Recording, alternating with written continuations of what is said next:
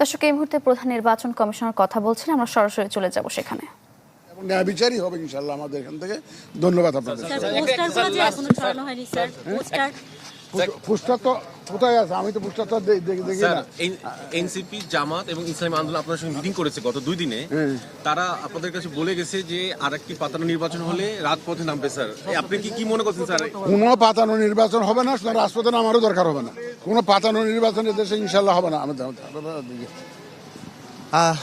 শুনছিলেন প্রধান নির্বাচন কমিশনার এতক্ষণ কথা বলছিলেন।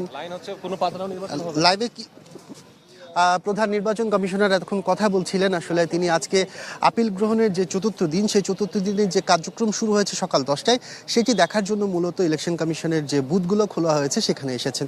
সেখানে এসে সাংবাদিকদের বেশ কিছু প্রশ্নের উত্তর তিনি দিয়েছেন। তিনি যেটি বলছেন, আসলে সবার সাথে ইনসাফ করা হবে, যারাই আবেদন করছে সবাইকে আইনের ভিত্তিতে যেই ধরনের যার